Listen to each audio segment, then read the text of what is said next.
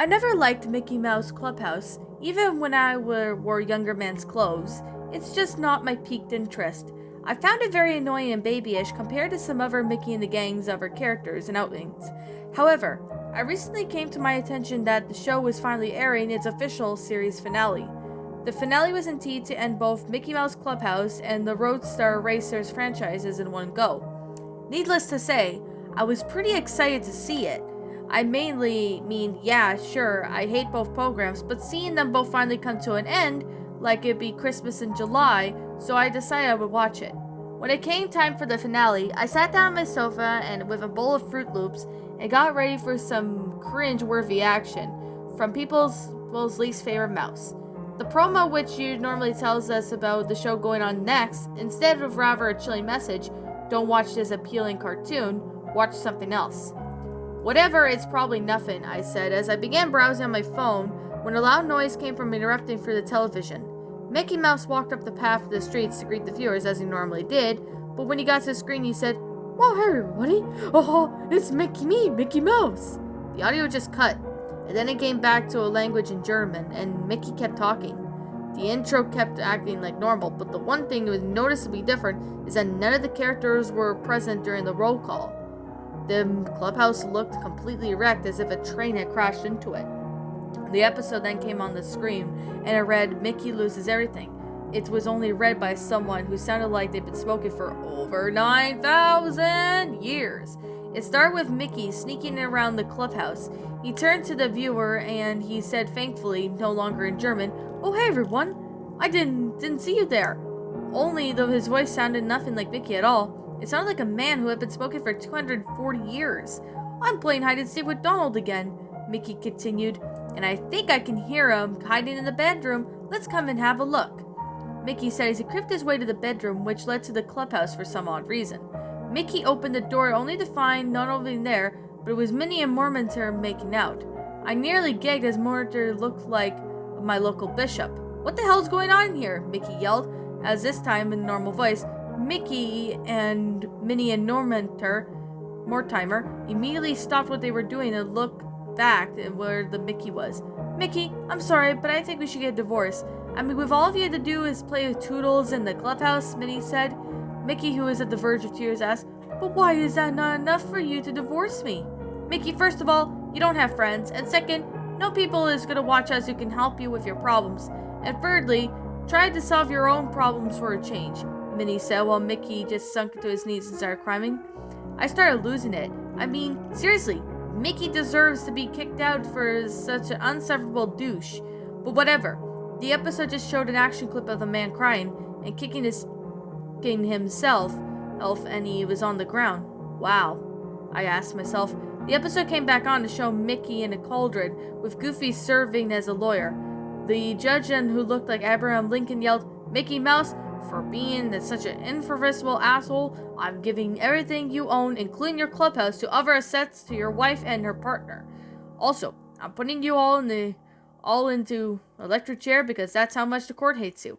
It's a cruel world, but it's our world," he said, and then he threw the hammer down, signaling that the case was closed. The next episode showed Mickey getting killed by the electric chair, with Principal Master from a Goofy movie just serving him as well. You get the idea. Master then looked at me with big red eyes and said, "Don't let your wife cheat on you, or you'll end up dead." Any final words? Mickey replied with, "I hate Minnie with that she's done to me in my life. I really hate it." The executioner just did what he had to do, and Mickey died instantly from the shock. And the episode ended with the credits, and all the characters were dancing around being Mickey. I have to say that I enjoyed this episode. I mean, while it was depressing, it was kind of trash for Minnie to just sit there and cheat on Mickey, and then arrange for his death, or it was still awesome. Suddenly another loud noise took on my thoughts as the credits ended and changed to a post-credit scene showing Wayne Satan with a smoking a cigar, and he looked on the screen and he said in the British accent, "This episode was pretty rad, but if you really want to laugh, go to hell before you die." "What?" I yelled, beginning at the top of my lungs. I needed some answers, and I tried to call Disney, but no answer. I tried calling 9999, but yet again no answer. I think I'm still seeing something out my window. It's Mickey Mouse, and he does not appear happy. He looked downright angry. He and Satan and Principal Mazer were with him. This might sound crazy, but I am going to speak out with them and ask if they want a cup of tea or something like that. Mickey also looks like he wants to show me something. Satan has a basketball and Muzzer has an electric chair. If this story ends here, I'm assuming the worst, but if not, I'll tell you on how it all went. Well, and that, my little pretties, was Mickey Loses Everything, a Mickey Mouse Clubhouse creepypasta written by Matthew Bumford. Matthew Bumford, I would like to thank you so much for the story. Now, my final thoughts on the story. Well, before I begin, I say I did a review of it. I was doing a review of this earlier, but unfortunately, my review got disrupted by, well, someone tried to call me and that's what happened. So I'm doing this again, so hopefully no more disruptions. Alright, now I am going to be completely and utterly honest, but let me begin with this. I know I wasn't really a big fan of this story at first time around, but kind of looking into this, I could see this being somewhat interesting, but at the same time, it's just kind of, well, at first I was like, I didn't mean to, do this, but I'm just gonna say the story by all means, it's more of a funny pasta or a troll pasta than like a curry pasta. Like when I first saw this around, I was expecting this to be a curry pasta. Okay, and another thing I could definitely say is that this. Now I remember I said that I wasn't really too fond of this curry pasta, funny curry pasta. Well, it's not really a curry pasta. I think it's just to me that it's more of a funny pasta. Like, this is actually a really interesting and well-made story. Like, it's a very good concept when it came to this story. This is actually a really good story if you like come to think of it. Now, of course, I could definitely say it was really messed up, but at the same time, it's actually pretty interesting to say the least. It was a really interesting story, a really good concept. So I could definitely say that the story, has a lot of potential. But at first I was confused thinking, oh, is this a curry pasta or a feels pasta? Troll pasta. Because I was really confused when that came out. Like, I was really confused and I didn't really know what to actually think or say because, I was like, what should I even do? But with that being said, I actually find this to be a rather interesting story, and I definitely have to say, this one actually worked out pretty well. In regards to that, I'm definitely going to say this right now, that this story, to my opinion, I actually found this one to be a pretty good funny pasta. Well, in many ways than I can count. So, with that being said, what did I like about this story?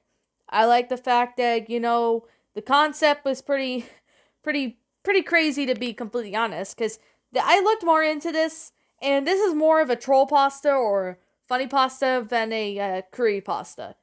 But this is actually a pretty amazing story. I think this is one of the first stories I read on Matthew Bumford's channel, I think a few years ago.